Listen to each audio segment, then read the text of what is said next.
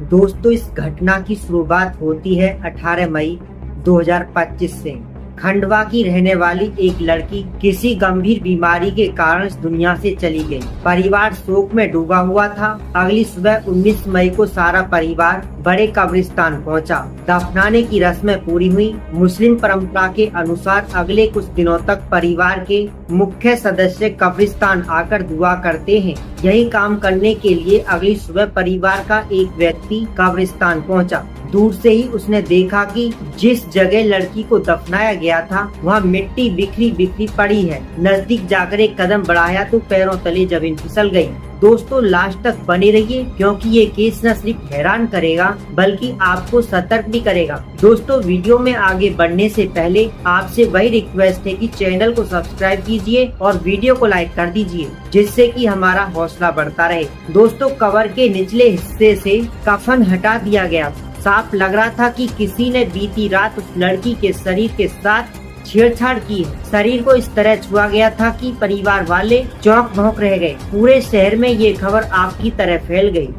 लोग सड़कों पर चर्चा करने लगे।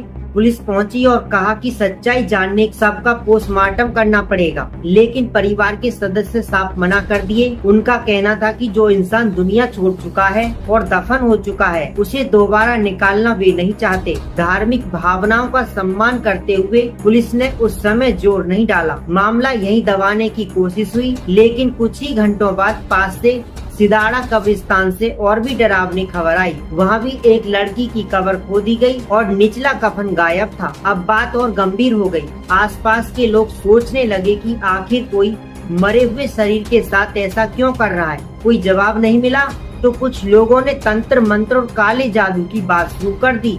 दोनों घटनाएं अमावस्या की रात वाली थी, इसलिए शक हिंदू समुदाय के किसी व्यक्ति पर गया। लोग कहने लगे कि शायद कोई तांत्रिक विद्या करने आया होगा।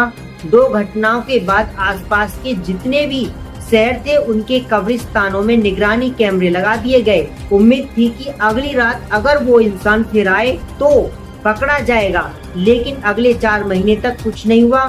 कब्रिस्तान शांत रहे। कुछ लोग तो यहाँ तक मानने लगे कि शायद कोई भूत प्रेत वाला मामला था या फिर वो इंसान डरकर भाग गया। 4 महीने शांति रहने के बाद फिर वही डरावना खेल शुरू हुआ। 19 सितंबर 2025 को एक और लड़की बीमारी से चल बसी। परिवार ने उसी बड़ी कब्रिस्तान में दफना दिया। 20 सितंबर को परिवार का एक लड़का कब्रिस्तान पहुंचा तो वही दृश्य दोहराया गया। मिट्टी साइड से हटी हुई थी और निचले हिस्से से कफन हटाया गया था। साफ था कि 4 महीने पहले वाला वही इंसान फिर लौट आया है। पूरा इलाका एक बार फिर हिल गया। लोग डरने लगे कि अब ये सिलसिला कब रुकेगा। पुलिस तुरंत सक्रिय हुई और 4 महीने पहले लगाए गए निगरानी कैमरों की रिकॉर्डिंग जांची। एक कैमरे में एक इंसान दिखा जो डंडे पर कपड़ा टांगकर कैमरे की रोशनी छुपाने की कोशिश कर रहा था। सामने वाले कैमरे को ढकने में लग गया, लेकिन पीछे वाले कैमरे को भूल गया। वहाँ कोई रोशनी नहीं थी, इसलिए वो कैमरा खुला रह गया और पूरी हरकत रिकॉर्ड हो गई। चेहरा साफ नहीं दिख रहा था, इसलिए पुलिस ने उस कपड़े को सबूत माना। जांच में पता चला कि सेम कपड़े पहने एक इंसान हाल ही में दफनाई की कब्र के आसपास घूम रहा था। लगता था जैसे कोई चीज खो गई हो और ढूंढ रहा हो। बार बार कब्र के चक्कर लगा रहा था। उसकी तस्वीर निकालकर पूरे विभाग में फैलाई गई। एक हवलदार ने तुरंत पहचान बताई कि ये याकूब खान है। 4 महीने पहले ही जेल से छूटा था। पुलिस ने उसकी पुरानी फाइलें निकाली तो काले कारनामे सामने आए। 2007 में उसकी शादी हुई थी। 2 साल बाद उसने अपनी पत्नी को 2011 में दूसरी शादी की और थोड़े समय बाद पत्नी को नदी में फेंक दिया। केस चला, अदालत में उम्र कैद की सजा सुनाई गई। 2011 से 15 साल जेल रहा। अच्छे व्यवहार के कारण 15 मई 2025 को रिहा कर दिया गया और सिर्फ 4 दिन बाद 19 मई को पहला अपराध कर दिया। जल्दी ही याकूब खान को गिरफ्तार कर लिया गया। अब सवाल बाकी था कि उसने ये सब क्यों किया। पुलिस पूछताछ में उसने बताया कि जेल में रिहाई से पहले 50 साल का आदमी मिला। उसने कहा कि बाहर जाकर एक तंत्र विद्या करो तो बहुत अमीर बन जाओगे। तरीका ये बताया कि कब्रिस्तान जाकर किसी लड़की की कब्र खोदो और उसके साथ शरीर के, इससे उसकी आत्मा बस में आ जाएगी। जितनी लड़कियों के साथ करोगे उतनी आत्माएं इकट्ठी हो जाएंगी। उनका इस्तेमाल करके पैसा कमा सकते हो, जवान रह सकते हो और अमीर बन सकते सकते हो। लालच में आकर जेल से छुटते ही उसने ये सब शुरू कर दिया।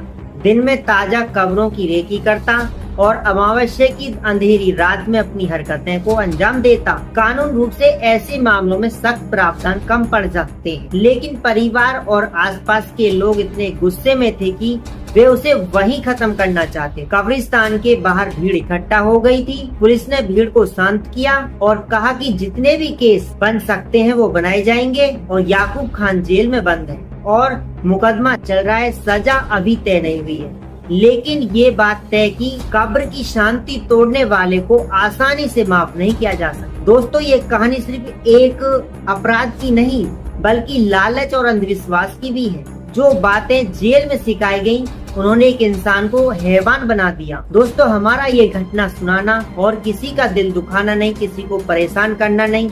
हमारा उद्देश्य जागरूक